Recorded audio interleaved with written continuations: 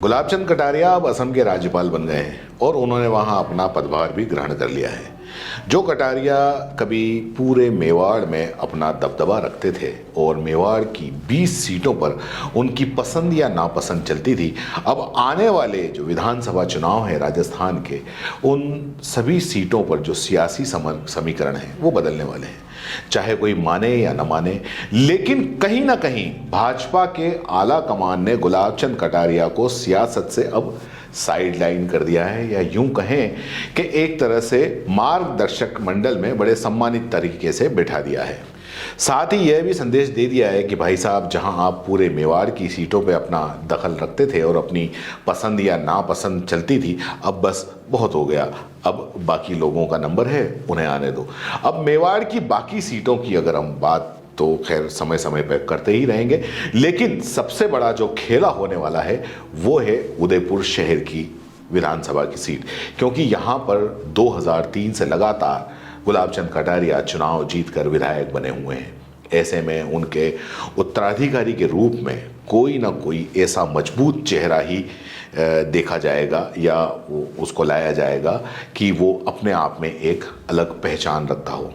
दावे तो इस सीट पर इतने किए जा रहे हैं कि अगर गिनने बैठो तो 20 से ज़्यादा प्रत्याशी के दावेदार निकल जाएंगे, भाजपा प्रत्याशी के दावेदार, और भाजपा मुश्किल में आ जाए कि किसको टिकट दे और किसको नहीं दे। कोई संघ के करीबी होने का दावा करता है तो कोई आला कमान के करीबी होने का दावा करता है, और कई लोग तो ये दावा कर रहे हैं कि भाई साहब जाते जाते हमें इशारा करके गए हैं कि टिकट तुम्हें ही मिलेगा, बस तैयारी रखो। और इसी कोशिश में हैं कि भाई साहब चाहे राज्यपाल बन गए हों, लेकिन सीट पर, जो शहर की सीट पर जो है प्रत्याशी, उस पर तो उनकी मर्जी चलेगी ही चलेगी। लेकिन शायद पता होना चाहिए कि जहां से जो राज्यपाल उनको बनाया गया है या जहां से राज्यपाल के आदेश आए हैं, उधर से साफ ये इशारा हो गया है कि अब दखल बंद, ये काम हम करेंगे। और ये सारा कुछ आने वाला वक्त भी बता देगा कि किसका दखल रहेगा या किसका नहीं रहेगा। अब अगर उदयपुर शहर के दावेदारों की अगर हम बात करें तो इस पे काफ़ी चर्चा अखबारों के अंदर, मीडिया में काफ़ी हो रही है, और किसको प्रत्याशी बनाया जाए, किसको प्रत्याशी नहीं बनाया जाए, उनमें कई नाम हैं। जैसे भाजपा शहर के जिलाध्यक्ष जो अभी मौजूदा हैं, रविंद्र शिवाली, वो भी अपना काफ़ी दावा मजबूत रखते हैं। महिला मोर्चा की प्रदेश अध्यक्ष रही हैं अलका मुंदड़ा, और डूंगरपुर के पूर्व सभापति के गुप्ता, जिन्होंने डूंगरपुर को एक स्मार्ट सिटी बनाकर खूब नाम कमाया। प्रमोद सामर, पारस सिंघवी, जो हाल ही में नगर निगम के उपसभापति हैं। और एक और नाम सामने आ रहा है राजघराने से लक्ष्य राज मेवाड़ का। इसके अलावा भी कई ऐसे नाम हैं, जैसे रजनी डांगी, चंद्र सिंह कोठारी, महेंद्र सिंह शेखावत, तो इनके कई नाम हैं। लेकिन सच में मुख्य रूप से प्रत्याशी कौन बनेगा, या किसको इशारा मिला है, या आला कमान किसको चुनेगा, फिलहाल ये एक सस्पेंस है। लेकिन अभी जो ज़बरदस्त तरीके से एक्टिव हैं और उन पर भाजपा का आला कमान दाव खेल जाए तो कोई बहुत बड़ी बात नहीं होगी। चाहे वो अलका मुंदड़ा हो सकती हैं, जो प्रदेश से लेकर जिले तक पार्टी की कई महत्वपूर्ण पदों पर रही हैं, काफ़ी मीडिया के अंदर उनका नाम भी चल रहा है। हाल ही में जिलाध्यक्ष रहे रविंद्र शिवाली, जो कि नगर निगम के चेयरमैन भी रह चुके हैं और यूआईटी के अध्यक्ष भी रह चुके हैं। एक बड़ा नाम है के गुप्ता, जो कि डूंगरपुर नगर परिषद के पूर्व चेयरमैन रह चुके हैं। इनका सबसे बड़ा प्लस पॉइंट ये है के गुप्ता का कि जिस डूंगरपुर को कोई जानता तक नहीं था, राजस्थान में भी कोई नहीं जानता था, उन्होंने इस डूंगरपुर का इतना मतलब जो विकास किया, एक नॉर्मल सिटी से उन्होंने स्मार्ट सिटी बनाया। वहाँ पर विकास और स्वच्छता में जो उन्होंने काम किया, वो देश ही नहीं दुनिया में भी पहचाना जाने लगा। और इसीलिए इनकी दावेदारी काफ़ी मजबूत भी बनती है, क्योंकि उदयपुर शहर को एक ऐसे जिम्मेदार की ज़रूरत है।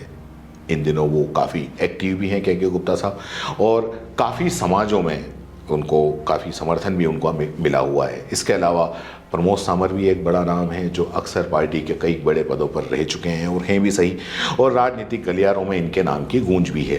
ताराचंद जैन, हालांकि वो कटारिया विरोधी माने जाते हैं, लेकिन मैंने पहले ही कहा था ना कि ना कटारिया विरोध आड़े आएगा और न ही सपोर्ट काम आएगा। जो पार्टी को सही लगेगा, पार्टी के आला कमान को सही लगेगा और काबिल लगेगा, वो ही आगे आएगा। एक और नाम है पारस सिंघवी, जो अभी हाल ही में नगर निगम के उपसभापति हैं। काफ़ी नाम है शहर के अंदर। वैसे तो ये कटारिया विरोधी माने जाते हैं, लेकिन पिछले कई लंबे समय से वो कटारिया समर्थक बने हुए थे। लेकिन भाजपा में ऊपर वालों की नज़र में इनकी छवि कैसी है या कैसी पहुंचाई गई है, काफ़ी कुछ फर्क पड़ता है। और इन सब के अंदर लेकिन किंतु परंतु ये हर दावेदार के साथ में कहीं ना कहीं लगा हुआ है। और कौन दावेदार हो सकता है, कौन नहीं, और किसके आगे लेकिन लग रहा है, किसके आगे नहीं, वो सब वक्त के साथ साथ बदलता जाएगा। और जब भी वक्त आएगा वो सामने आएगा, चाहे वो रजनी डांगी हों, चाहे वो महेंद्र सिंह शेखावत हों, क्यों ना। गुलाबचंद कटारिया के राज्यपाल बनाए जाने के बाद में आला कमान ने एक संदेश तो साफ दे दिया है कि अब कटारिया जी असम चले गए हैं और यहाँ अब वो ही दावेदार होगा जो मजबूत होगा, जिताऊ होगा और जो वाकई में दम भरेगा शहर में। बाकी तो भविष्य के गर्भ में हैं कि अभी 6 महीने बाकी हैं दावेदारों में, और कौन कौन आएंगे, कौन कौन नहीं आएंगे, या कौन शहर के अंदर बहुत ज़्यादा एक्टिव हैं, हम बताते रहेंगे। फिलहाल के लिए इतना ही। धन्यवाद।